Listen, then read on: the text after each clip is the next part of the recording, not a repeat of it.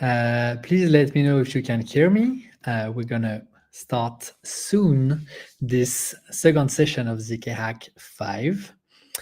Very excited to be here. We had a full week of puzzles discussions. Great, people can hear me. We had a full week expecting this first workshop that's going to be presented by zkVerify. But first, for those who missed maybe the first session, let's take a few minutes to talk about zkHack. So for those who somehow never heard of it, zkHack is your hub to learn about zk and programmable cryptography and to experiment with this technology. So here you have this somehow large now map of what we do at zkHack. So let's go quickly into it. I will not give as many details as I did last time. And remember, the recording is available on YouTube. But let's look into the first way you can discover what we do at zkHack, which is our website, zkhack.dev. From there, you will have access to our Twitter, to our monthly newsletter, zkMH, which, by the way, came out for the November recap last Sunday. So you can check it out. It's fresh. You can also learn about the previous puzzles from the previous zkHack online editions, and also get access to the zk whiteboard session, educational content that we produced, and the second season is actually ongoing. On this YouTube, you can obviously watch these videos, the zk whiteboard sessions. That's also where we have, as I said, all the recordings. So yeah, this video will be available on YouTube. That's also probably maybe from where you guys are listening right now. I know we also have people on Twitter, by the way. So if you're on Twitter, well, hello. And if you want to ask questions during the workshop that will come right after, please join us on YouTube, subscribe to the channel, and you will be able to actually interact with our speakers. But back to the YouTube channel. So that's also where you have videos from the past zk Online, the meetups, study groups videos, etc. So yeah, YouTube is becoming a big entry point for all zkHack related topics as well. On our Discord, that's actually the beating heart of zkHack. That's where we have more than 5,000 people talking about zk, about programmable cryptography in general. FHE, MPC are welcome as well. We have this the events channel when we organize an event. So like right now, if you head over the Discord, you will see a dedicated channel for zkHack 5, where you can ask questions about the event, but also and mostly about the puzzles. We'll get back to that in a bit. On the Discord, in the welcome channel, you also have a bunch of educational resources, so articles and everything you need to get started or to improve with your zk journey. Last but not least, the Discord is the home of our study groups. So that's really an initiative our community where people gather together to study either like videos that have been produced by zkHack, such as the zk whiteboard sessions. So it's actually ongoing right now. We'll have the next session next week. So if you're interested, check it out. We also have the Thada book that's ongoing, a study group about the Thada book that's ongoing. And we also recently started a study group on the Snarks book with the help of EPFL, the students from Alessandro Chiesa, one of the co-authors. So if you're really looking into learning and improving your skills, your zk skills, that's the place to be.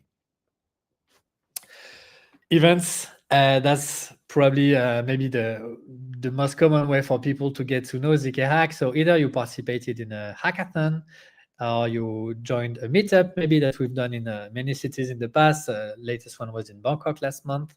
Or maybe, as you are right now, are participating to our online event. It's the 5th one already.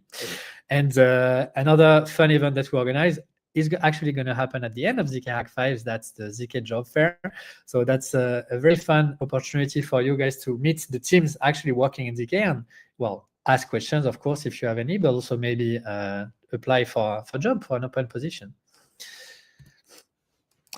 So now back to zkHack 5, the current event. So please find all the information on the website. That's where we share the previous recordings for the workshop, for instance, but also the previous puzzles, the solutions when they're available, which will be the case pretty soon, and also the leaderboard to identify who won. But yeah, more on that in a bit. Why are we here, zkHack 5? So it consists in weekly workshops. We're going to have the first one in 10 minutes. It consists also in puzzles to hack, so broken cryptographic protocol to fix or to find a bug for. So that's very fun competition. Some people crack the puzzle very fast, some of them a bit slower, but what matters is really to dig into the codes, get your hands dirty, and to actually learn how these cryptographic protocols work. That's a great learning tool really for everybody who tried their luck with that. Even though, yes, it can be a bit complicated, it's really probably the best way to understand how these things work in the background. And if you're successful, if you're fast enough, you will win some prizes. And you can also, if you're not fast enough, win prizes anyway by writing some write-ups, so explanations about the puzzles. That's also another way really to learn how these things work. And it's a great way to learn. And I mentioned the zk job fair. We will end with this on December 17th. So we'll keep telling you more about this as things go, but you should mark that on your calendar already. So that's the link to our Discord. If you're not there already, please join us. We will share the link to the Discord in the YouTube comments as well. So just, reminder for those who just arrived maybe on Twitter, you can see the comments on YouTube. That's where the activity happens. You can ask questions for the upcoming workshop as well from there. So Twitter is great. Hi guys, if you're watching from there, but we will monitor the question from YouTube a bit better than Twitter. So please join us there. The videos will be available on the YouTube channel as well. So another reason to like and subscribe. So you will get notified for, not only these videos, the recordings of zkHack 5, but also all the new videos that comes with everything we produce really. So most notably the ZK whiteboard sessions. We have another module coming up next week, but we also put there the recordings of the meetup, some shorts as well. So check it out. So right now, maybe that's the reason why some people are here. I can feel the excitation. We will announce the winner of the first puzzle of this session of zkHack 5. It will be followed by a workshop by the team of zkVerify, so Daniele, but also Luca and Steve. That will last until about 6:50, around that, 6:55 maybe, and then Kobe and some other friends will pop up on stage to introduce the second puzzle that will keep you guys busy for the week to come. So quick overview of the program. Next week we have something, the second puzzle winners announcement, followed by a workshop by Polygon, Dominic Schmidt from Polygon Maiden, with the puzzle 3 being unveiled. And then the last day of zkHack 5 will have, the last puzzle winners, a workshop by Shumo from Nebra. And then we'll have the closing ceremony with all the prizes for, not only the top 3, but a few more people. And then it will end with a bang with the zk job fair on Gatherton. Again, more on that coming in the next few days with the links, etc. So keep an eye on our channels, Discord ideally, but also on Twitter, etc. That's how the job fair will look. That's pretty cool. Trust me. The job fair is also an opportunity for you guys to find a job, as we said. So it's actually a reminder as well to the sponsors who might be watching us. I know some of them actually posted that job. I think zkVerify did, but that's the jobs board hosted by our media partner Zero Knowledge is a great place to look for openings in the zk space, and for companies also to post their job and get access to the best cryptographers and engineers in the space. Okay, as promised, I will now ask Nico to join me on stage. Hi, Nico. Hey, Gaylord. How you doing? I'm good. How are you? Yeah, I'm fine. I'm very excited to know the winners of this first puzzle. But maybe before we jump to the winners' announcements, can you maybe tell us a bit more about this puzzle and give us some hints about how we were supposed to solve that? Mm-hmm. Yeah, sure. So the theme of the puzzle was, what happens when a proof is not zero knowledge? And we've written sort of an explainer post about this that's going to come out, I think, tomorrow or the day after. Nice. And the puzzle was essentially mounting an attack against this setting. And this is what I'm calling a chosen instance attack. If you know about encryption and like chosen plain text attack, it's a similar idea. Okay. So in this setting, you were given many proofs. They were all generated for different instances, but all had the same witness. So many proofs for the same circuit, always this different public inputs, but always the same private input. And the goal was to recover the private input. And so the trick was to use all the proofs and notice that they all use the same commitment to the private inputs. And in each proof, we leaked one evaluation or more of this private input polynomial. And so what you had to do was recover all these evaluations, interpolate the polynomial, evaluate it once again at a specific point. I think we gave the specific points in the hint, and that would give you the actual secret value. I do want to give also a shout out to specific candidates, but maybe I should do that after we announce who wins. Yeah, let's do that after. Maybe I have one question before we jump to the winners. Is it somehow related to this first module of the season 2 of the ZK whiteboard sessions, where you and David one were answering the question, what does zero knowledge mean actually? It is actually very related, especially when David covers Plonk and he explains, all right, a Plonk proof is a bunch of commitments and a bunch of evaluations. And so if one of these commitments is always the same, but the evaluation is at a different point, you can recover the secrets from the prover. Okay, nice. So absolutely related. We would definitely recommend people to maybe watch the video and then try the luck on the puzzle for the full educational journey. Okay, awesome. So now the moment people are waiting, it is time for the prizes. So we will start with the third place. Remember, so these are the prizes that the winners will get. So we have 500 USDC for the third place, 700 for the second, 1,000 for the winner. And there's also a prize for the best write-up. So this one is not related to time. It doesn't matter, how fast the submission was done. It's more about the quality of the explanation that was given. So it's always a nice prize, and I think it's a nice way to also reward people who maybe are not the fastest cryptographers in the world, but also who can understand the problem and explain it very clearly. There are really useful ways to learn also about these puzzles. Yeah, I was going to say it's a great way to learn if you haven't finished the puzzle yourself. And I see in the chat someone asking about whether or not they'll be published, and yes, you'll have access to the write-ups. Yes, we will do that actually in a few minutes. So drum roll at the third place. I will let you announce it, Nico. At the third place, we have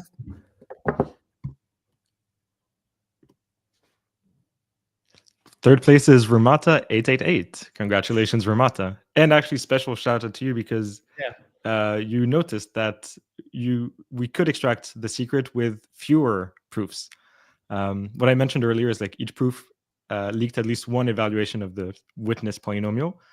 We actually leaked 3 per proof. So you could do this with a lot fewer proofs. So congrats. Oh, 3 times, because we needed 64 proofs, if I'm not mistaken. So it could have been done with 22, something like that. Yeah, something around that area. Okay, amazing. Yeah, we should give a special prize for that. But in the meantime, let's move up the ranking. At the second place we have, drum roll, Biko Moves. A very active member of the Discord. But yeah, I think you did very well with this second place. Congrats. And at the top of the ranking for this first puzzle of zkHack 5, we have Neos Ledger, and this is a name that we've seen many times at zkHack. Congratulations, Neos. Yes, well done, Nico. That's the previous, for those who don't know, that's the previous winner of zkHack 4, but also zkHack 3. So yeah, let's say the fact that he's in the ranking is not really a surprise. Not a big surprise. Maybe next time we need to find a way to for Neos to help with the puzzle so that he can't participate or something like that. Anyway, let's break down about that. So yeah, and then for the best write-up, the prize for the best write-up goes to. I'll let you pronounce that one. Pio Miko. This is Pio Miko. Well done, man. Congratulations. That's a short. That's a nickname because the name is some Polish name which is much harder to pronounce. So I actually took the Discord nickname, which was easier. Congratulations to all the winners. It was a hard puzzle, I think we can say, right, compared to the previous ones. So it could actually, it showed in the time that was required for the winner to do the successful submission. I think it was about 4 hours, when last time it was, I think, less than 1 hour, and sometimes even as low as 15 minutes. So yeah, definitely harder. We know that there's been some debates around the hints, whether they were maybe too obvious, it was too easy with the hints to solve, but yeah, being able to solve them without the hints, which was the case, of course, for the top 3, was quite a feat. So yeah, congratulations to all of you. We will publish the full leaderboards actually right now. That will be published on the website, zkhack.dev/zkhack5. So let me just quickly do git push origin main. Boom. Okay, it's gone. Here's a glimpse of the leaderboard that you will be able to see on the website. So these are only the first 8, but yeah, there are like I think five pages. So yeah, we had like 34 participants for this first puzzle, so that's a very nice score. Congratulations to all the participants, even the couple of participants who actually submitted their solution a bit too late. So you will be in the leaderboard with a score of 0, but you'll be there because it's still quite a feature to be able to do the full puzzle. So congratulations to everybody.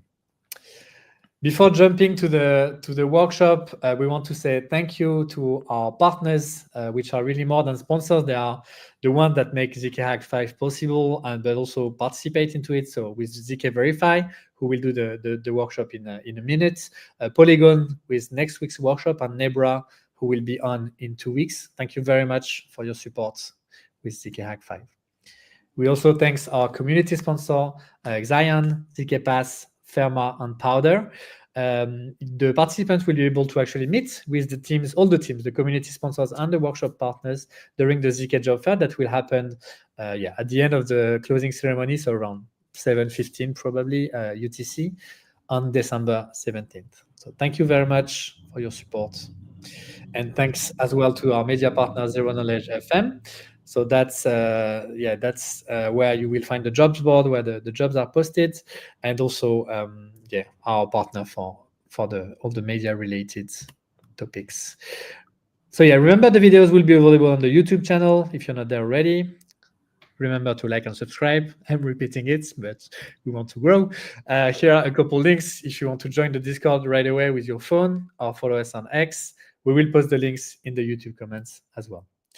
Last but not least, thank you to the team, Anna and Quentin, and the puzzle team. So Nico, who is also Kobe and Andrea, who worked hard on this first puzzle, but also on the next one. We will unveil the next one after the workshop. So now is the time. So thank you, Nico. It was thank you very much, Gaylord. I'll see you around, and maybe also mostly on the Discord answering questions for people struggling with the next puzzle. So yeah, thank you very much. See you soon. And now I will bring Daniele Di Benedetto on stage. So where are you? Daniele. Hello, good sir. Hello. Hey, how you doing? All good, all good. It's super to be here. Always been a big fan, so it's nice to present here for the first time. And we're very happy to have you as well. So yeah, maybe you can share your presentation, and I will switch the screens and then leave the stage to you. I know you will bring also Luca and Steve at some point in the workshop, but yeah, I don't want to spoil everything. Okay, let's get started. Awesome. So I will leave it to you now, Daniele. Have fun. If there's anything, ask me. I'm just in the background. And yeah, please, in the audience, ask as many questions as you want. We will do some breaks during the workshop to answer them. So yeah, go for it and enjoy. Thanks, Gaylord. So, introducing myself, I am Daniele Di Benedetto, and I am an engineering manager here in Horizon Labs, which is building zkVerify, and I am actually managing the zkVerify core team.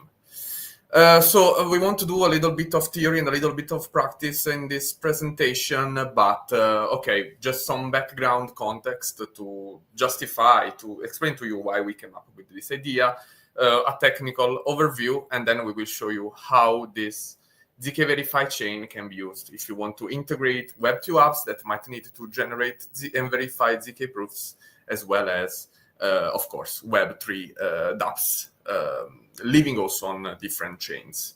And then next, some future steps, because I mean we are in full development, we're going to be launching soon, so it's nice to see what will happen next. As Gaylord mentioned, please feel free to ask questions in the chat. We will do pauses to answer them. So, I mean, we started from this base, from this idea that we are living in a world in which the data are constantly generated, like thousands and thousands of terabytes of data. And here, I mean, you can see some example, like 46.1 million WhatsApp messages generated every minute, or like 360K tweets sent on X every minute. So we are in a world in which not only Web2 apps, but especially browsers and social media or messaging application and so on, generates data continuously. And the same is for Web3 application. So likely we are in a bull market, Ethereum is making improvement, all the zk industry is making improvements, and so we are, and this open up to a whole series of new use cases. So we need data. We need data is generated, and we need to create proofs for this data, either for zero knowledge purposes or for scalability purposes. Even looking at the future, like Web 4, what Web 4 would look like, something like dominated by artificial intelligence, IoT, virtual reality, augmented reality, and so on. We know that these apps basically crunch on data, and they generate data, and they need the data to be able to operate effectively. So this puts us in a situation in which most likely at a certain point there will be like an infinite number of zk proofs generated every minute of the day, right? So and the more, I mean, we know the scalability, the scalability and the succinctity property of Snark, so there will be the need of a way to compress this data, but that it will be still a lot. We will have infinite number of proofs every minute of the day. That's our assumption. That's where our zkVerify blockchain comes into play. So we wanted to build an infrastructure that is able to crunch this amount of data. And we want this infrastructure to be as scalable as possible and as flexible as possible. You know, we have many proving systems, but unfortunately on the major L1 change, we are pretty much confined on having like the same proving system, like Grot16 and Flonk, because maybe they are cheaper to verify, no? But this might be a limitation for most application. I'm thinking of something like, I don't know, zkMPC or zkML and stuff like that. We want to be a funnel in which this proof can live, can settle, they can be verified cheaply, they can be verified flexibly. And our goal, our ideal is to be able to accommodate a whole set of different use cases. So zkVerify is essentially a blockchain, an L1 blockchain or an L0 as you prefer, that verifies proofs coming from different sources, Web 2, Web 3, application, whatever you like. Why?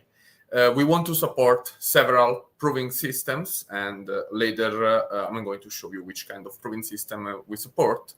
And we want to, thanks to the framework that we have chosen, we are able to quickly add the new verifiers, new cryptographic primitives, and so we can always stay up to date with the state of the art, let me say, so developers can develop their zk application, their cryptographic application immediately. They don't need to wait maybe for long requests for improvements to be updated, to be approved, and then to be developed and merged on their preferred blockchain, layer 1 or layer 2 solution.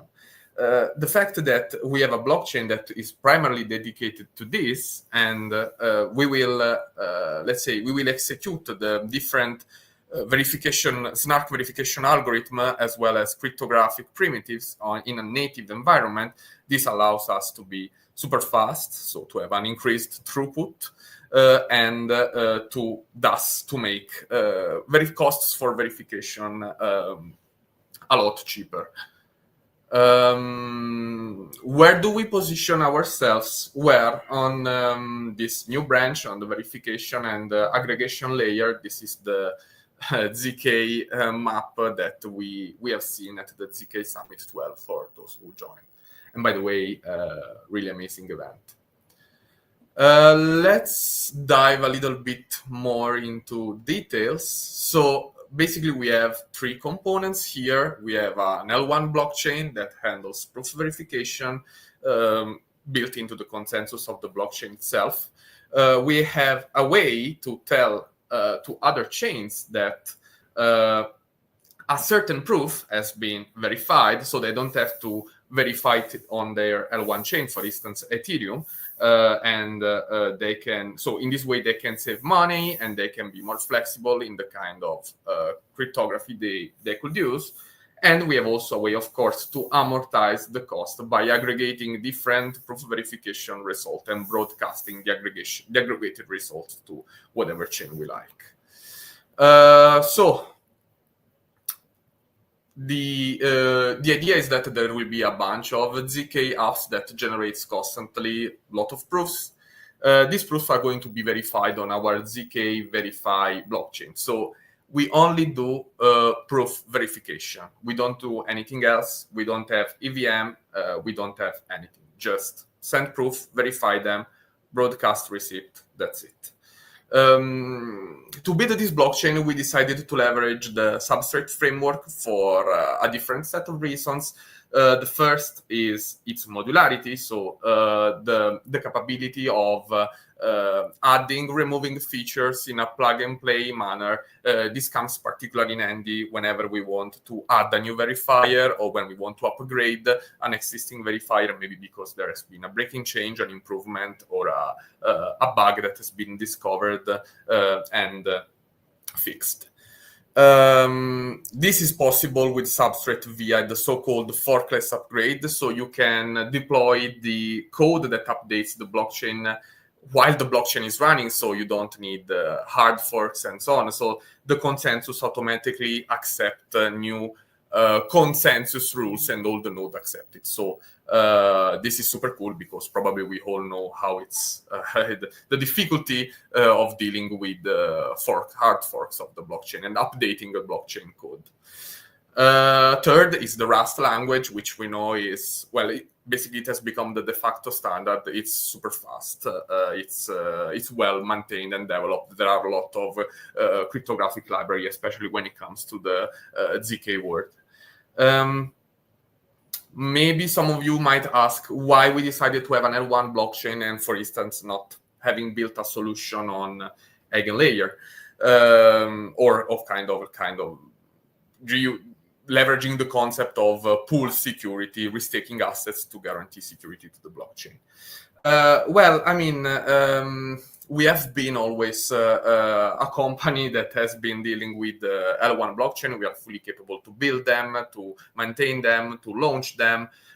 We have currently we're maintaining two active blockchain, a layer 1 and a sort of layer 2. And of course, we wanted to be the owner of ourselves, basically. So the possibility of doing whatever we want and be flexible about it. And also, this is not only for us, but it's also for the developers. Our primary focus is always giving the tools, up-to-date tools, and a wide suite of tools for developers.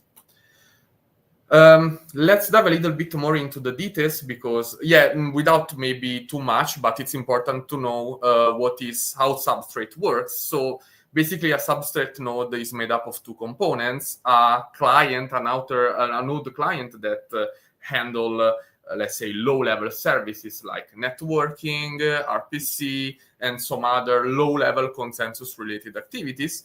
And then there is the runtime. The runtime is where everything happens. So it contains all the consensus rules, including, transaction validation logic, proof of stake logic. Of course, you can plug and play the consensus and tomorrow decide to make it proof of work. The nice thing about it is that the runtime is represented by a WASM binary. So whenever you need to do an upgrade to any of the consensus rules, as long as they live in the runtime, you can do it via a transaction. So you submit a transaction, the transaction has attached the new WASM binary. When the transaction is included in a block, all the nodes will download and execute the new binary from that moment on. This requires zero effort, and this is what Substrate called a forkless upgrade or a runtime upgrade. To dive a little bit into more details, our runtime, let's focus on the right part of the screen, is made up of what Substrate called pallets, which are essentially software modules that are plug and play. No? So, for instance, for block authoring, we have chosen Babe, which is kind of Babe, and for finalization, Grandpa, which is kind of proof of stake. But there is also a authoring mechanism called Aura, which is proof of authority. You can remove this and plug it to proof of work, and so on. So they are essentially modules like Legos that you can compose to create your own blockchain with its custom functionalities and consensus rules. What we have done is that we have developed several palettes for different verifiers. Up until now, you can see on the screen, we support FLONK, RISC-0, UltraPlonk for Noir, Grot16, and we are compatible with CIRCOM, Snark.js, as well as GNARC on the BN128 and the BLS12381 curve. We are also compatible with the zkSync and so on. We are keep adding verifiers, we are keep updating them. We have, in plan to add an Allo2 verifier, a Plonky2 verifier, and so on. And these are really this will be, let me say, accelerated by leveraging native code execution, because the verifier is in WASM, so we know that there will be some performance degradation. So what we will do is that we will demand to the node instead some low-level cryptographic operation, which are the one that we are interested in accelerating, and for this we are using these nice Arcworks bindings for Substrate blockchain that has been developed by Parity and I believe Arcworks itself. So for instance, the Grot16 verifier, instead of executing the pairing and the MSM in WASM, it will call the native module, and we estimated that the performance improvement is 4/5 times better compared to WASM execution, and then the result will be returned again to the WASM part in the runtime.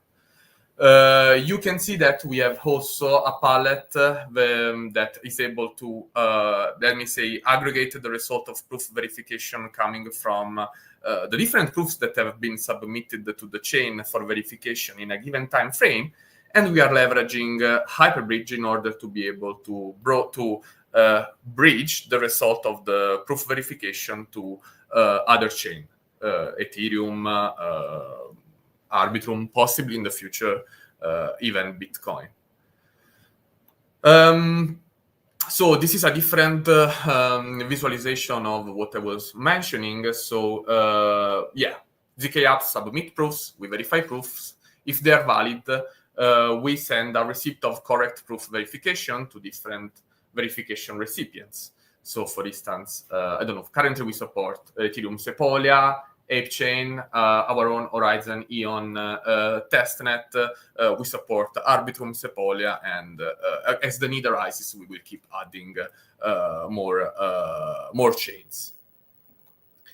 Let me say currently, how do we do our aggregation? Well, it's basically a simple Merkle tree. Okay, so we receive proofs, we verify them, we take basically the VK and the public inputs, and we make a leaf of the tree, and then once in a while, according to specific policies, we construct a Merkle root out of all these leaves, and we bridge the root to whatever chain. I will dive a little bit more details here, but that's the basic idea. I saw a question in the chat: does it generate recursive proofs? Currently, no.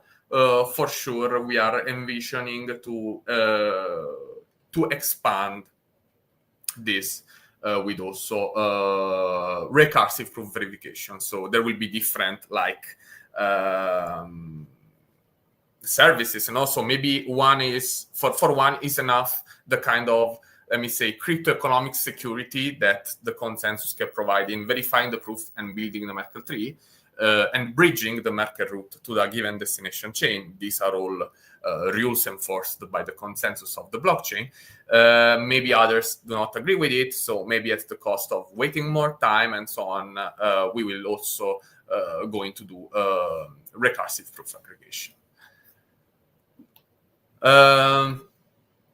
Yeah, as mentioned, we are currently using Hyperbridge. We will be using Hyperbridge. We are almost finished the integration. Why Hyperbridge? Well, Hyperbridge is become a de facto standard for substrate-based blockchain. For instance, Polkadot. In fact, they are a parachain on Polkadot, and they rely on a set of relayers to bridge the message to their chain. The consensus of their chain will validate actually the validity of these messages, and then they will broadcast it on the selected destination chain. It's secure, it's fast, it's relatively cheap, and it's also it has also even more security, because in the future, well, there is the possibility also now, I believe they will also do actual consensus state proofs. Okay, this is basically a different view of what I was saying. So proofs from various sources coming to zkVerify. zkVerify will verify them. Proofs are included in a block. Merkle tree is built at a certain point. We aggregate the receipt, which is essentially the Merkle root, is broadcast to a given L1 chain, for instance, Ethereum, via Hyperbridge. And there will be a zkVerify contract deployed on each of these chains, which let me say, the user contract can query and essentially do a Merkle path check instead of having to do a snark verification on chain, which, for instance, on Ethereum, it's at least, well, we have estimated it basically turned down the cost of about 90%. First checkpoint here. I don't see any more questions, despite the one that I already answered about recursive proofs. So I will stop sharing the screen because I want to. No, sorry. I have one more slide. So what does the overall workflow look like? So you are going to submit your proof to zkVerify via the proof submission interface. So you will do a bunch of RPC calls or transaction submission, basically.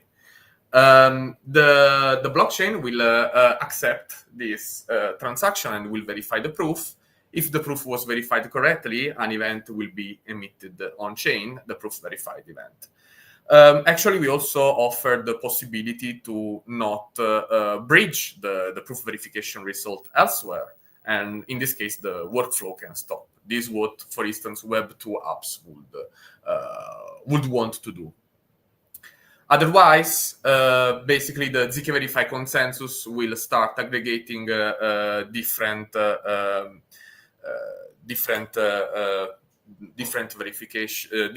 proof verification requests, and we start building the Merkle tree.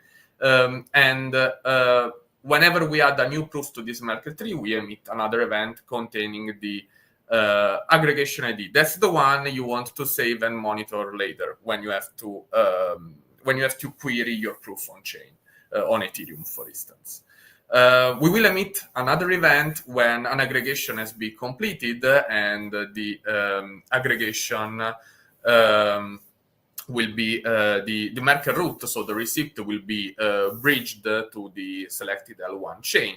At that point, you can query the zkVerify chain to get the Merkle path of your proof in the Merkle tree.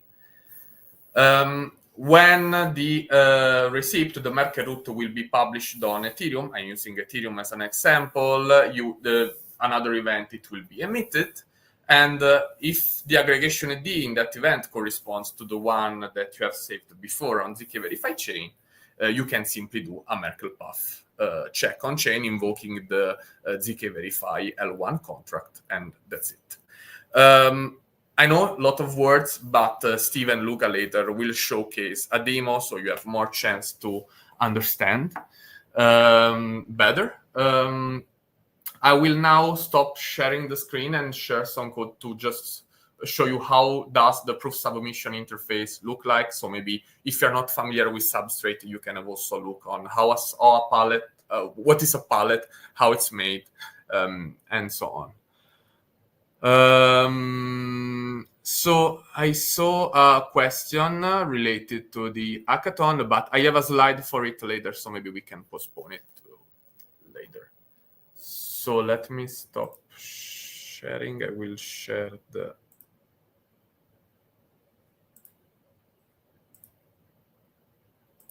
Visual Studio.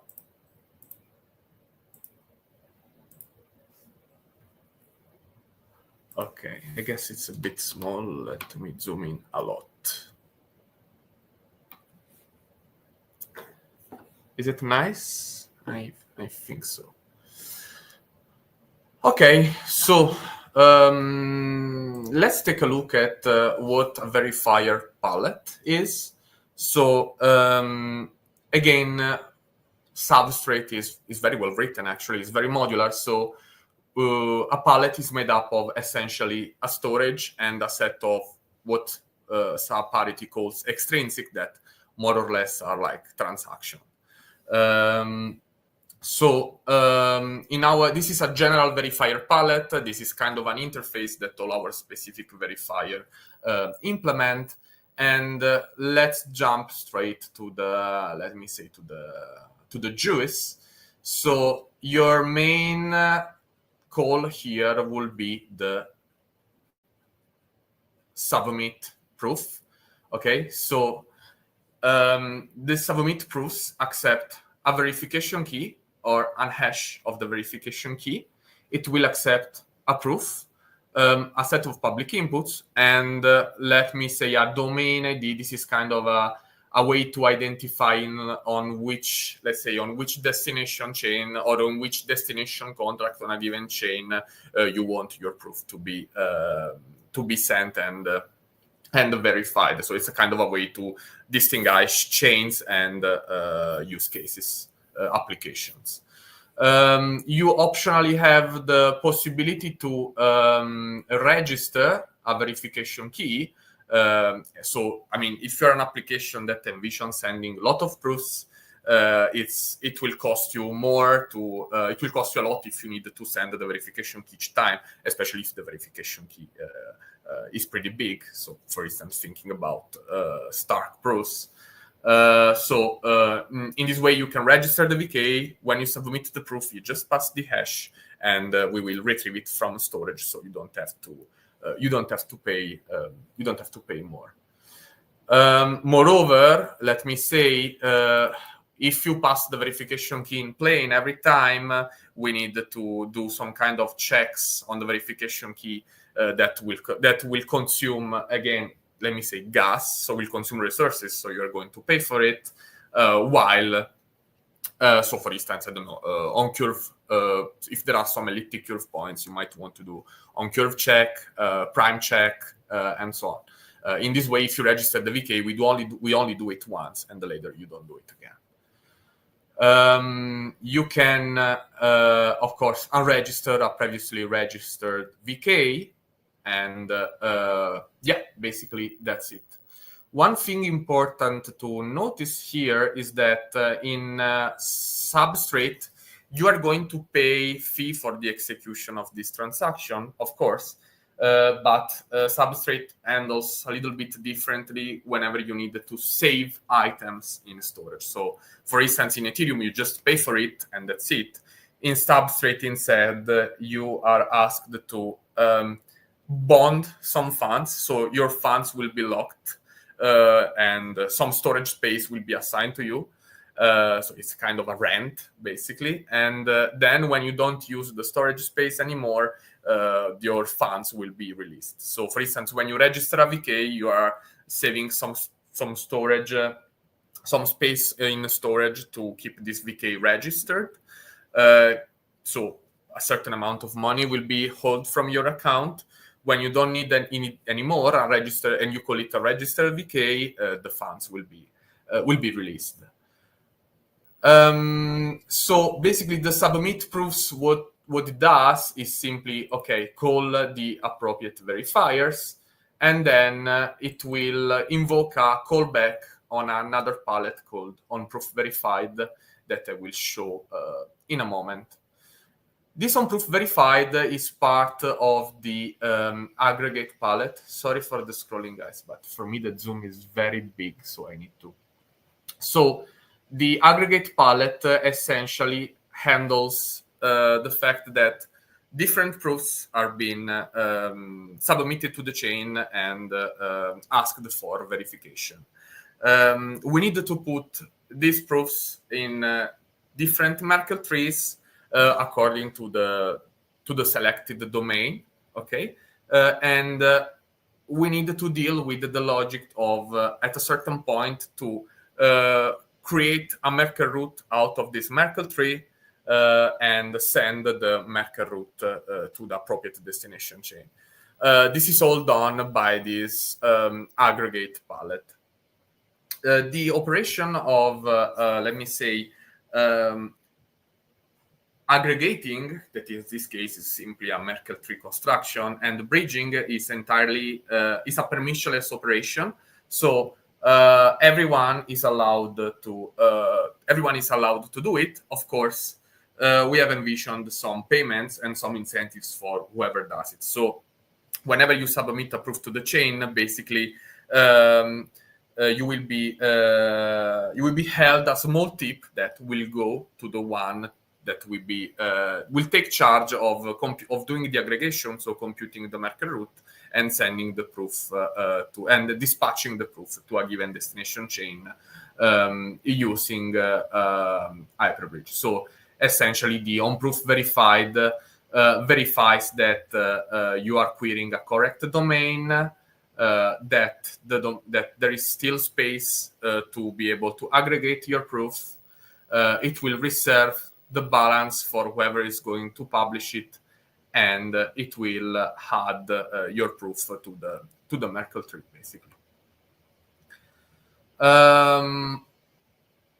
One last thing is that this is let's say another palette that we have developed for wrapping up the Hyperbridge calls. It will take the aggregation ID, the Merkle root, and the destination chain, some fee for the relayer, and the destination contract.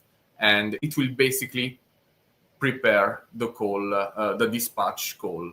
And when you call this dispatch request, it will, let me say, the Hyperbridge relayers and the Hyperbridge chain will handle the rest, and the proof will land on your preferred destination chain. Each palette comes with several configuration parameters. And let me see, for instance, the aggregate palette comes with different configuration parameters. And in the runtime, you basically put all the palettes that you want your consensus being made up of, and all the configuration parameters. So, for instance, for the palette aggregate that I show you, we define some config parameters like, I don't know, how many proofs, what is the maximum proofs one can decide to aggregate at a given time, how many proofs can be, let me say, how many domain we can have in storage, how much fund we need to keep from the from whoever submits proof in order to reward who is going to publish the proof, and so on. And then just to show you substrate beauty, this is all different palettes and so on. You just put here all the configuration according to the rules you want to implement in your chain. And then there is this nice construct runtime macro in which you put all the palettes that you like. So here is consensus palette, proof of stake. This is some palettes handling treasury governance. And I want to show you also all the verifier palettes that we have. Flonk, zkSync, Grot16, RISC0, UltraPlonk, and proof of SQL. I see a question. Will there be some sort of decentralized verifier or like agents that the community can run? So as of now, we allow the community to, we allow people to run RPC nodes and validator nodes. Of course, in Substrate, the actual execution of this transaction happens in the block. So it will be essentially all validators do this. Let me say that, so if you want to, in terms of decentralized agents, you need to run a validator in order to be able to do it. So you need to put some stake and so on. However, Substrate has a nice, we have seen that we use Baby Grandpa for the consensus, but the actual logic with which validators are selected is called the nominated proof of stake. So you have, let me say, the security relies on people who nominates other people with their stake, and basically, and by other people I mean validators with their stake. And let me say the top X validators that have the most of the stake nominated to them, they will be elected to be part of the active validator set.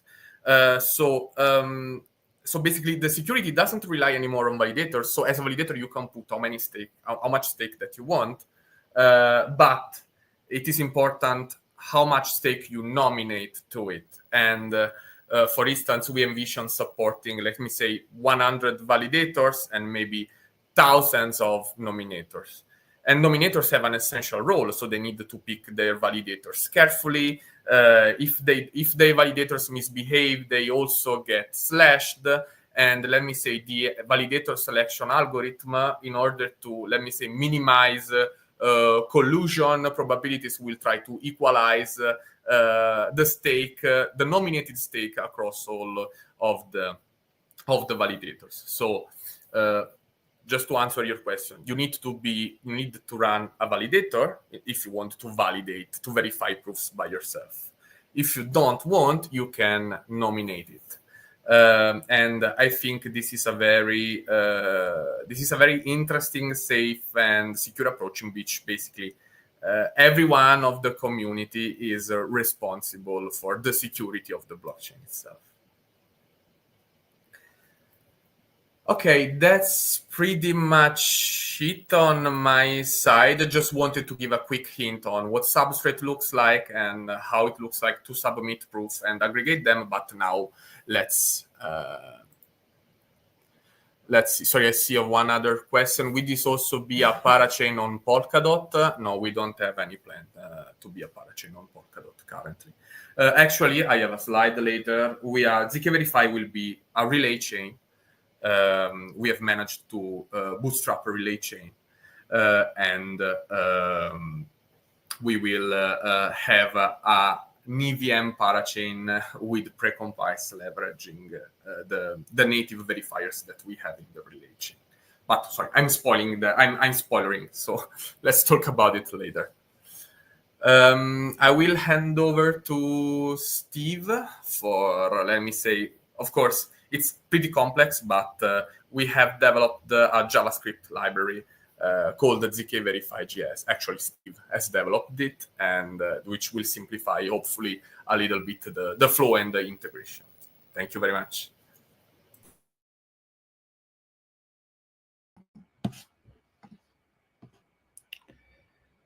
Hey guys, just checking that I am actually on. It looks like it. Let me change back then. My name's Steve. I'm a QA working with zkVerify, and I just wanted to quickly go through some of the tools that you guys can use to get up and running and start sending proofs to us. So first off, simple one, our website, zkverify.io. Contains all the links you'll need and all the links to the documentation and tools like wallets, etc., that you're going to need. I'll just point out some of the main parts you want to go to. So the zkVerify hub within our documents has all the links to GitHub, our block explorers, monitoring tools, documentation, RPC gateway, our deployed contracts across the various networks, so Ethereum, ApeChain, Gobi, and Arbitrum. And then we have some recommended wallets that some of you may already be familiar with. So we have Talisman and Subwallet.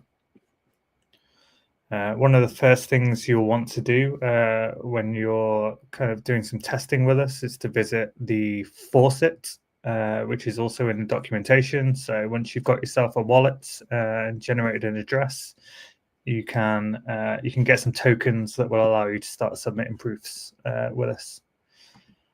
The block explorer that I'm sure everyone's familiar with, but this will allow you to see all your transactions, the extrinsics that have been executed, the proofs that have been verified, and you can see this a little bit more clearly on our proofs dashboard, which you can see here. Again, I'm just going to fly through this a little bit, but this is all, you can get to this by going to our website, zkverify.io. I'll quickly then move on to the main event. So we have an NPM package, a JavaScript package designed to easily integrate with us and abstract away a lot of that complexity that you've just seen. So we'll just scroll down.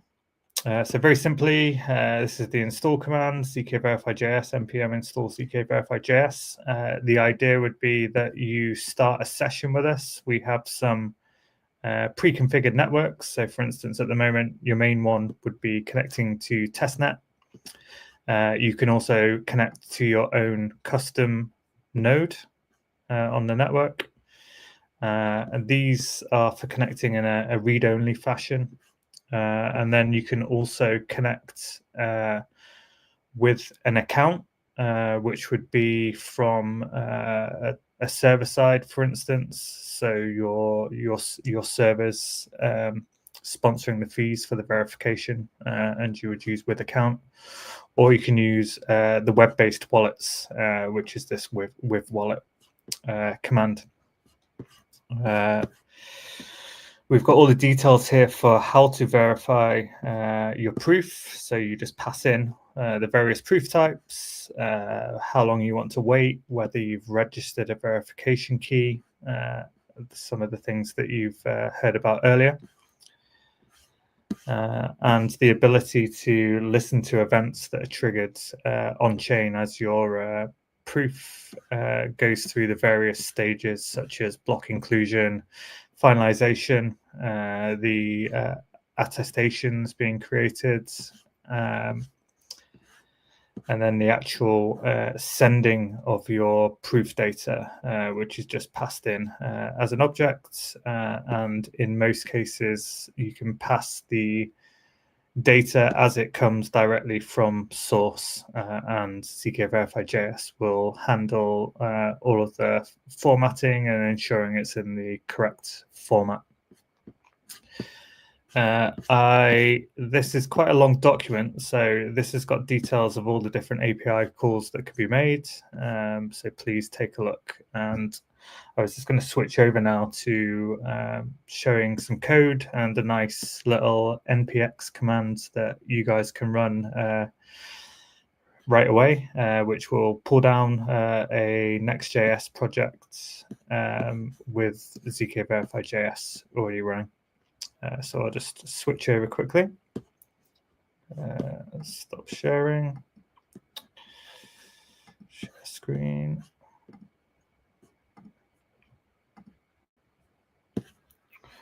Okay, here we go. Very briefly then, we have a template command that as long as you've got Node installed, you'll be able to run. So this npx command, if I run it now, will generate, we'll clone our project, create you a new directory with the name that we specified. So just zkhack5 there. We expect a new folder to appear here. What this is doing then is pulling everything down that you need, doing an npm install on all the dependencies from the package, and giving you a project that you can very easily then just run straight away. So we don't have to wait for that to do its thing. I've already got another one that I created earlier. So this one just called my project. And simply, as soon as the previous command finishes, you can do an npm run dev. And what this will do, will start up a very simple app on localhost. And now I'm going to have to stop and share again. Let's just do that. Okay, so this is just starting up an application on localhost. And what this app is simply demonstrating is the capability to connect to your Substrate wallet. So I'll select an account here, and being able to submit a hard-coded risk-zero proof to zkVerify. So if I click this now, as normal, I am going to get asked for, let's make sure I can type properly. I'm going to get asked to approve the transaction to zkVerify. And I'll show you the code in a second, but essentially we've got a nice little hook that's just listening for the transaction being included, and then the transaction being finalized and returning some details back from zkVerify. So I guess it's important to know for this particular demo, there's no contracts or anything else involved. This is purely just enabling you, once you've gone to our faucet, to be able to submit a hard-coded proof straight away, and then obviously have a play around with adding your own. So that's now finalized. It comes back with some attestation details that this is the kind of information that you would use on the contract, which Luca will show you after this. So that's that simple to get up and running with us. Run the npx command, get some funds from our faucet, make sure you've got a wallet installed, and you should be able to send something to us straight away. So now I'll just quickly switch back to the code.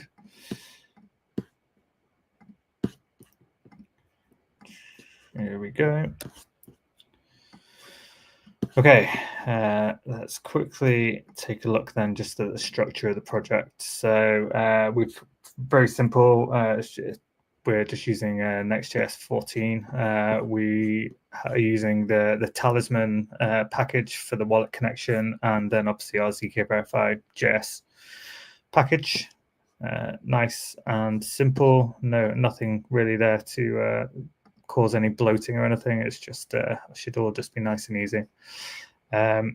So with this particular one then, as with any app, so we wrap everything in an account provider. So that deals with all the wallet handling and connection, and then associated account context for working out what account and what wallet is actually connected.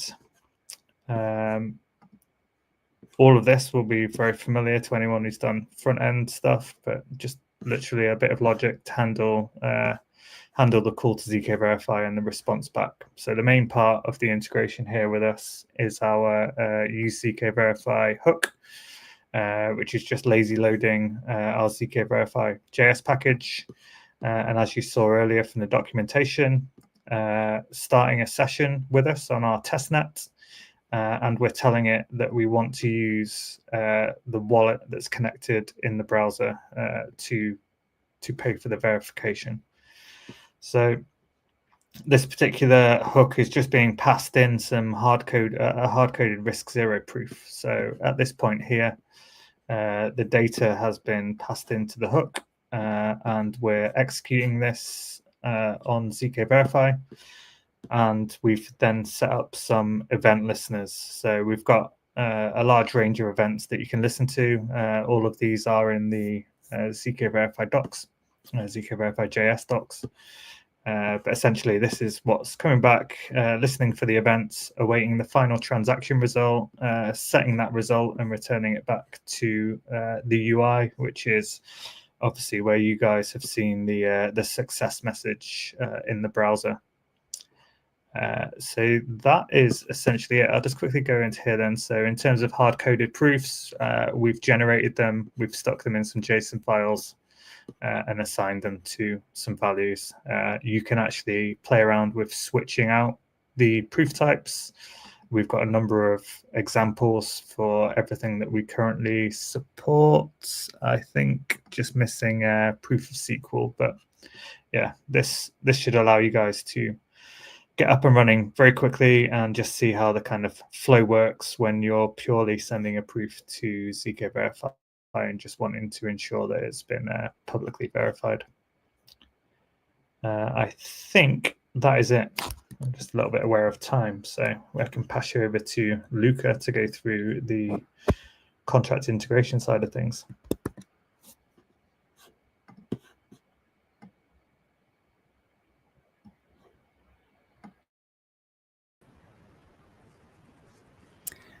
Hey everyone, thank you Steve. I'm Luca, I'm a Rust software engineer here at Horizon Labs, now working on developing zkVerify. And yeah, today I will do a very quick walkthrough of the code of a very simple app which has a smart contract, a Solidity smart contract, which needs to verify a zk proof and leverages zkVerify for doing proof verification. So first of all, the code is on GitHub, so you can find it inside the zkVerify GitHub organization. Code is pretty basic, pretty simple, straightforward, no nice front end and so on, but should give a good idea of the bare bones steps which are necessary to build a smart contract app which leverages zkVerify. Okay, so I'll jump into the code. So, okay, we see it's organized into an app, circuit, and contracts. Okay, the logic of this app is trivial, I would say. So the circuit is very simple, and okay, it's just circuit, and we use Grot16 in this example.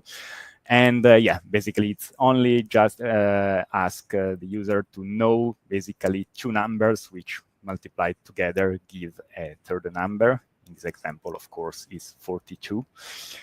And we also take another, the address of the sender as an additional input, which is not used actually in the constraints, just to avoid that someone else steals our proof, basically. Okay, so the circuit is very simple, and also the logic of the app, we will see it later, is very straightforward. If you send a valid proof, then an event gets emitted. So the simplest possible on-chain logic, let's say. But this, again, should give a good idea of the structure and of the steps necessary to interact with zkVerify. So I would start from the app. So, of course, okay, here our so-called app, so off-chain code, needs to interact with two different chains. So one is zkVerify for sending the proof, and the other one is, I say Ethereum, but any other EVM which we support. And it's where our own business logic lives, basically. And in Ethereum, we will need our logic will need to interact both with zkVerify contract and our own dApp contract. So, okay, let's quickly go through this code. So, okay, so we require the user to input the two numbers, which multiply together get 42. Then we just, just unset up code. And okay, here we use snark.js library to actually build the proof, passing in all the public inputs, so the numbers A, B, and our own EVM account. Okay, so now we have our proof, our VK, and so we are ready to establish a session with zkVerify. Here we are using zkVerify.js to do that step. And yeah, we connect to the zkVerify chain. Here we don't use actually a wallet connection, but we use we provide the seed phrase of our wallet, and then we can actually send the proof. Okay, here we just specify it's a Grok16 proof. We specify that we should wait for the attestation of our proof to be published, so that inside transaction result, there will be also details about the attestation, which will be needed to later interact with the EVM, with the Ethereum contract. And we pass all the data that is needed, so the VK, the proof, and the public signals. Okay, then just to follow the transaction as it makes its way on the blockchain, we listen to some events. So of course, this method also outputs an events which emits, allows to track the transaction along its route. So we listen when the transaction is included in a block, when it gets finalized, because of course zkVerify has deterministic finalization, and possible errors. And yeah, basically when we have the transaction result, we can extract from the transaction result basically the attestation ID. So the ID of the attestation in which our proof will be included, and the leaf digest. This is the key data structure which basically links what happens on zkVerify on one side and on the Ethereum chain on the other side, because it's basically a unique identifier of the statement that we are proving. So in short, the digest is a hash of the identifier of the proving system we are using, concatenated with the VK that we are using and the public inputs we are providing. And so uniquely identifies the statement which gets proven. Later, we will need also to retrieve some details about basically the Merkle proof of inclusion of our own leaf inside the attestation route. So we can retrieve always via zkVerify.js our Merkle proof. So we retrieve the Merkle proof and some other details like the total number of leaves of that particular Merkle tree and the leaf index of our own proof. Okay, so now we have everything that is needed to actually interact on Ethereum. So we use Ether's library to set up a connection to an Ethereum node. And yeah, here we see the interfaces of the two contracts with which we will interact. We will need to interact. So one is the zkV attestation contract. We will need to interact with it because we need to be sure that the attestation has been actually posted to zkVerify. So we will listen for the event attestation posted with, of course, listening for our own ID, which was returned before here. And the other contract we need to interact with is the basically our own app contract.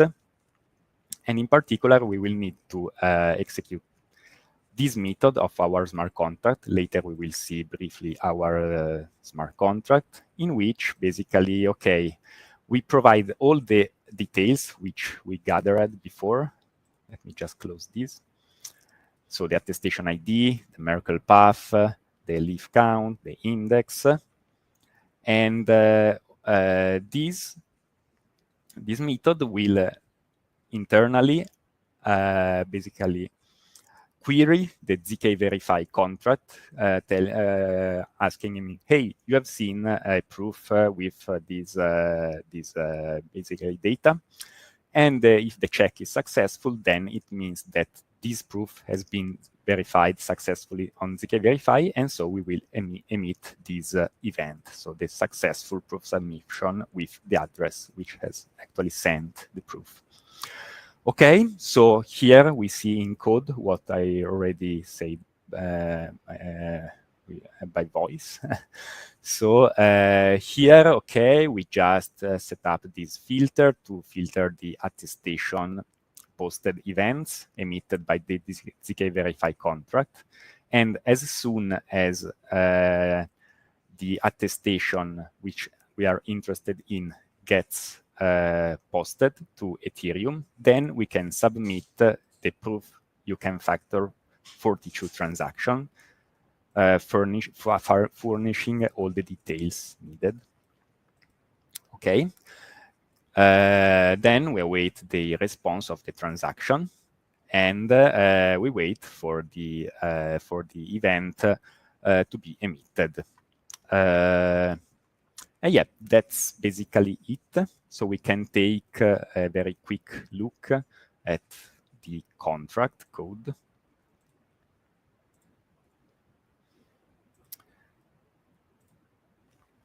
Okay, so here it's our own contract, very simple, just 100 line of code. And yeah, the most interesting method, of course, is proof you can factor 42, which, okay, here we will see this method just queries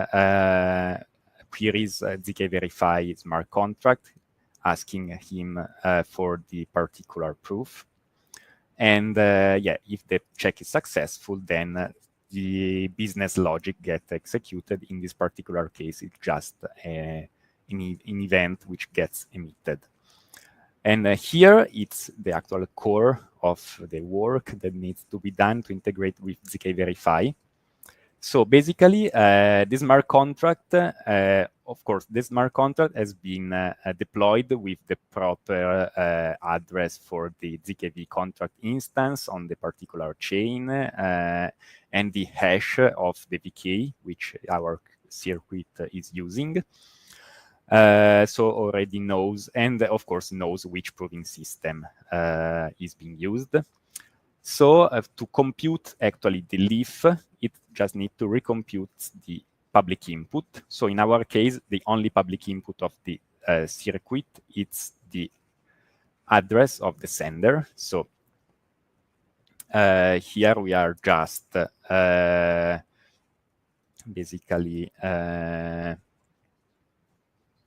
here we pass the message sender. And so here we are just encoding properly the message sender of the transaction. With all these ingredients, we can recompute, the smart contract can independently recompute the leaf.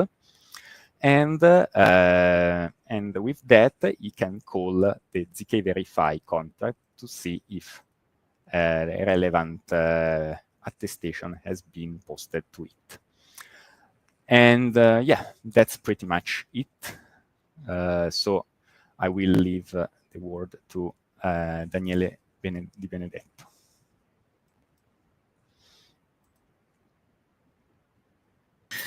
Okay, thanks, Luca. In the meantime, I saw a couple of questions. If you pass in specific data with your proof, e.g. the winner of a game, how do you extract it after from the proof verification? Okay, so here I think that I mean, if it's part of the public input, then it's required to also post all the public input which are needed to verify the proof. And so, yeah, no need to retrieve it from the proof itself.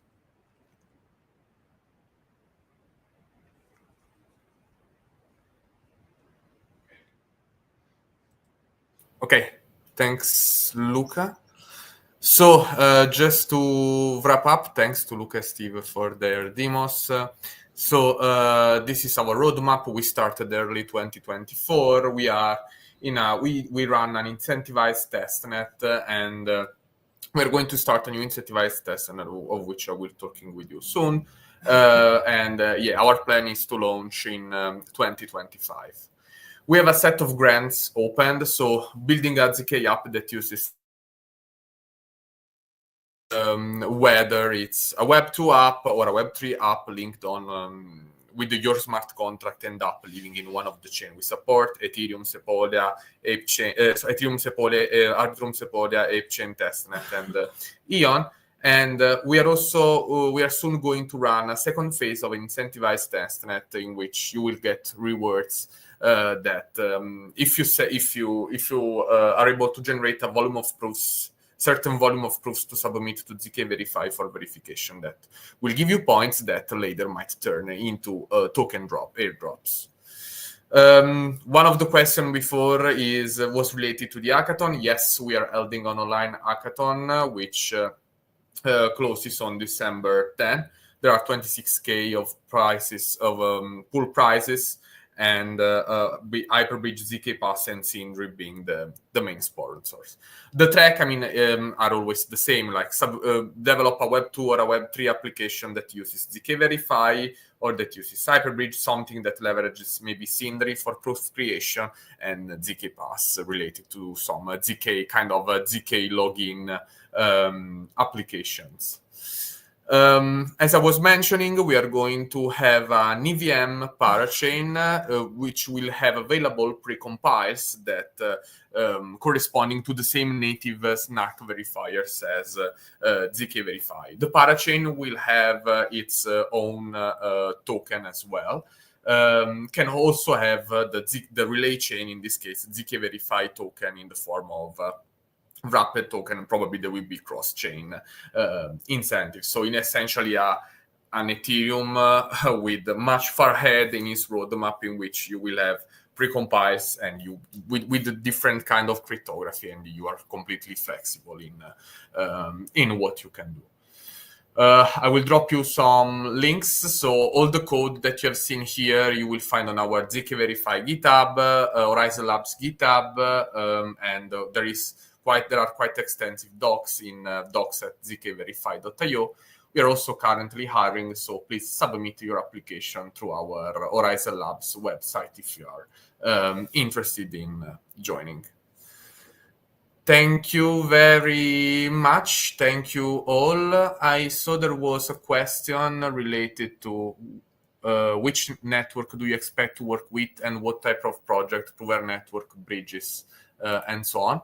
So, well, let me say any zk app that needs to generate high volume of proofs, either on Ethereum or in whatever chain, or not, or they need to, for some reason, their proof to be settled and verified on a blockchain, can work with us. For sure, infrastructure providers are the most the more interested in this solution. So we have partnership with Marlin, Ziv, Sindri, Caldera, and so on.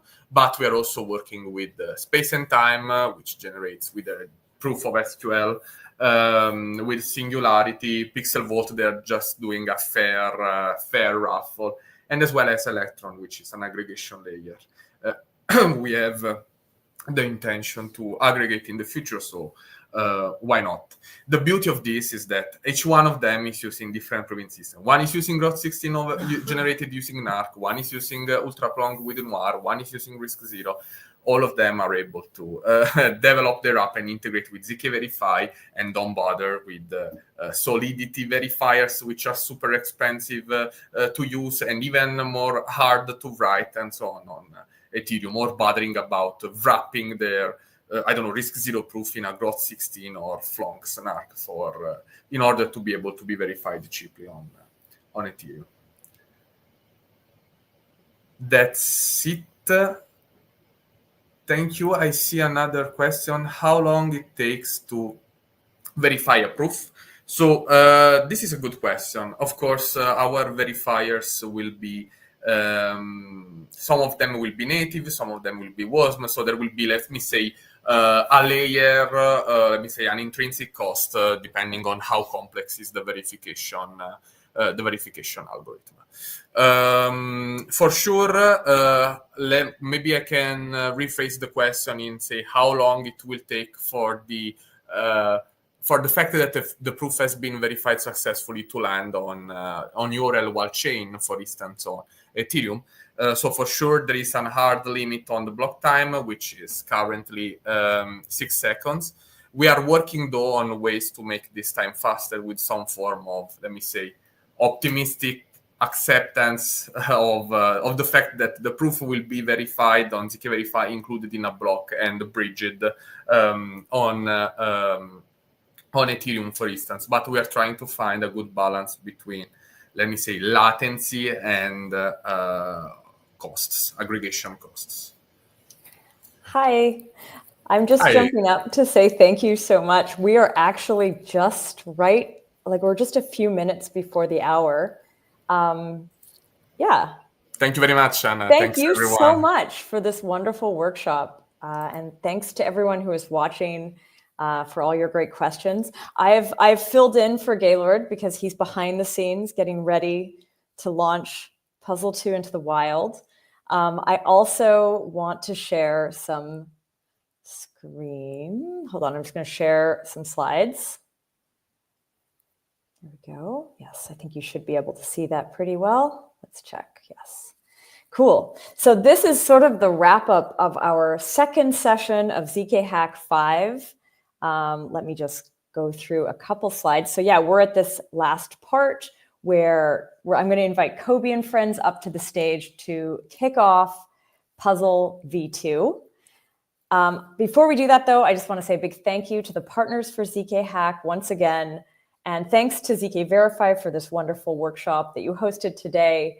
We're looking forward to the workshops from Polygon next week and Nebra the week after. So thanks again to the partners. Thank you to our community sponsors, Zion, zkPass, Firma, and Powder. We're going to be hearing more about them as we get closer to the ZK Jobs Fair on December 17th. And yep. We also have the media partner ZK Podcast, who, I'm also the host of that. But I want to go quickly here because I think we're getting really close to the hour. If you're not watching us already on YouTube, all of this will be viewable on YouTube if you want to see this after the fact. And do subscribe to the zkHack channel because that's where we're going to be hosting these. And if you subscribe, you can ask questions and then we can pull them up on the stage. So it's kind of a way to participate. The Discord, the Twitter, you're maybe seeing us on those anyways. If you're not already there, please join. This is the team that put it together. Thanks to the whole team. And I'm really excited to bring up our puzzle builders once again. So let me bring our dear friend Kobe. What will he be this time? Oh dear. Once again, a bug. Hello. Hello. Today Hi. I am a giant water bug. Very nice. Will anyone else be joining you for this? No, Okay. today only me. Perfect. Kobe, we are 1 minute to go. Yes. Tell us a little bit about Puzzle V2. All right. So today the puzzle is called Don't Look Up. And what it explores is two big performance boosters in snarks in the last few years, one of them being lookup arguments, and specifically the logup one, which is conceptually simple and very powerful. And the other performance booster is small fields. And why not combine them? That seems very promising and useful. So this puzzle explores the subtleties of what happens when you combine them. Ooh. So have fun. And as usual, we will be on Discord to kind of help out with whatever we can to clarify things. And yeah, also thanks to Nico and Andrea that built and came up with most of this puzzle. Cool. Yeah. I want to just you got one comment. We got a couple comments in the chat that I just wanted to share with you, Kobe. Yeah. Man, the creepiest bug ever. oh, I'm hearing. Okay, so we have Gaylord saying puzzle is up. I don't know, Gaylord, if you want to pop up here and just tell us or what to do, or if you, I don't know if you're, hey, yeah. Oh, you're muted. You're quiet. Yeah, what to do is, as always, find the solution. Go hack as fast as you can. And yeah, there are a couple resources as well for you to check, so you might want to read them. But yeah, I mean, I don't want to spoil too much. We're also going to have hints in the coming 3 days that will help. I don't know if they will help as much as the previous one, but they will help for sure. So yeah, let's good luck, everyone. Maybe good night or not, because you might not sleep too much if it's too hot. But if you're competing, then you're going to be focused for the next little while. Exactly. Someone did ask actually about the last one, like how fast are we dealing with in terms of solutions? Do you know this, Kobe? Yeah, we do. Know. Go for it, Kobe. So the first solution that we got was about 4 hours in last time. Okay. Which was longer than usual. Yeah. Usually there are some people that solve it really fast. Like some puzzles were, like I think Gail mentioned it earlier, like some people solved previous puzzles in like 15 or 20 minutes. Yeah. But this puzzle was hard. Was hard. I think both conceptually, but also just coding it was hard, because it requires a lot of knowledge of APIs, of Hello 2, and it wasn't trivial to even code it. So people did really cool things. I'm surprised that like it took everyone that long, like, because it seems like it took 4 hours, but then weren't there like a bunch of people who then submitted right around that time? So Gaylord, you might know, I don't remember. Yeah, it's so it was not as close as maybe some of the previous puzzles from the previous edition, but yeah, we had the first submission after a bit less than 4 hours, and then there was one after 5 hours, and then 5:30. So really, the top 3 were kind of together in the same hour or so. Then there was another one like 1 hour later, and then there's someone who submitted at like 4 a.m. Clearly didn't sleep. Because I can see the time zone. Time zone. The family name, no. Family name is from Central Europe, so I would say it was kind of a long night for them. And then it's very progressive, and we can also tell that the first hint and then the second and third hints also helped as well, which I personally think was good because it allowed a lot of people to participate. I think it's okay if the third hint is like really helpful. I mean, we're happy to hear about the thoughts from everyone, the opinions from everyone. There was kind of a debate on the Discord, so please join the Discord and feel free to jump in.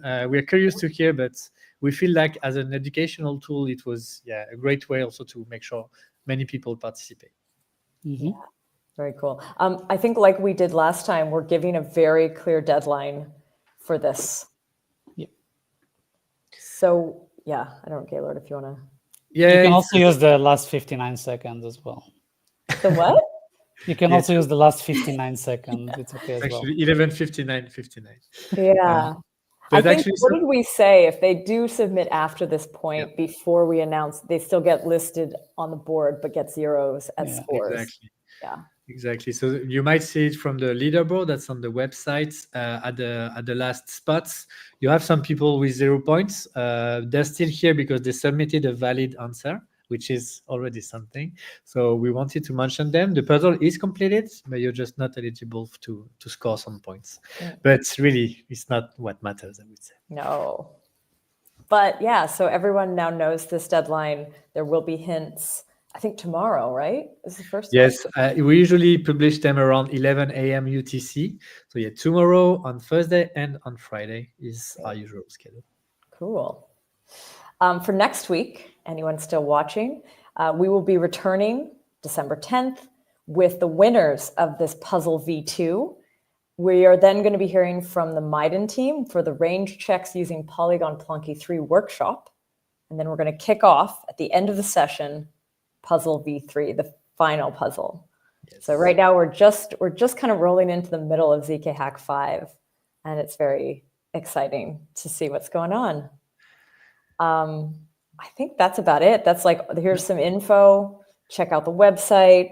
See you on the Discord. There is a channel dedicated to ZK Hack 5 too. We see some people maybe posting in general, but head over there to the ZK Hack 5 channel so we can get it all in one place. And looking forward to seeing you all next week. Have fun. Have fun. And we're also very curious to see what Kobe will be looking like next week as well. Are we? I'm more scared than curious, but yeah. Cool. All right. So long, folks. Thank you very much, everybody. Bye-bye.